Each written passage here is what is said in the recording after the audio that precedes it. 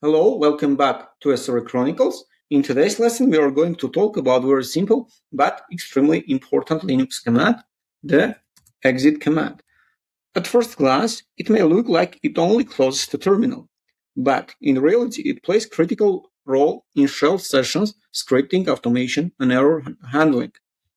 Let's break it down step by step, but before we get started, please subscribe, hit notification bell, share, and comment. So what is exit command? Exit command is used to terminate the current shell session.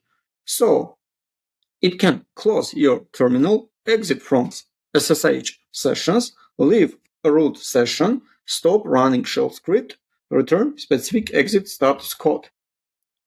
So syntax is exit minus n, exit n, where n is optional numeric exit status. If no number is provided, it returns the status of the last executed command. The simplest usage, exit, enter. So when you press enter, the current terminal session closes. Let's go back to our session. Other way, if you are type exit, in connected SSH, the session ends. If you are inside subshell, it returns to the parent shell. So simple and clean. Now let's make it more interesting. For example, git 110. This command close the shell, returns the exit status 110. Why this is important? Because in Linux scripting, exit code indicates success or failure. Common exit code 0, which means success. 1, which means general error. 2, which means misuse of shell built-ins. And 110 is a custom error defined by Unix script. In automation and CI/CD pipeline, exit code determines what happens next. So, for example, Z0 means continue pipeline, other code, exit with non-zero value, stop execution. Let's say you switch to root user sudo su. Now you are inside the root shell. To exit, run exit, for example, 5. Just 1 minute. Sudo su exit 5. After exiting, you can check the return status echo $? This command prints the last exit status 5. The mechanism is heavily used in scripting and system automation. Since exit is a shell built-in command, you can check help like this. Help, exit.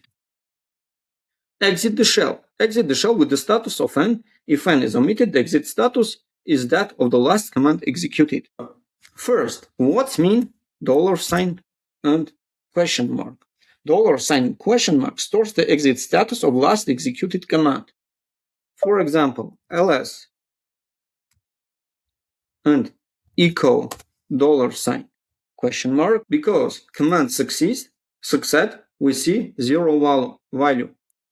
Let's bring out the other example, ls. For example, ls, something like that. Let's check exit status, and we see exit status 2. Because this folder doesn't exist in our system. So the output is 0, which means error happened. I create some shell script, nano exit shell, and we see bin bash mkdir some folder. If last exit status non equals 0, then something failed. And finally it closes this condition. If the last command didn't succeed, it will return something failed. First, let's execute exit shell. Now let's run shell again. And we see mkdir cannot create directory with this name. File exists. Something failed. If this folder created, nothing happens. If it fails, error message appears. This is called basic error handling. Exit closes the current shell session. It could return specific numeric status. 0 means success. Non-zero value means failure or custom condition. Echo $? Shows the last exit status. So it's heavily used in scripting and automation. That's all for this lesson. Don't forget to subscribe to my channel, hit notification bell. Thank you.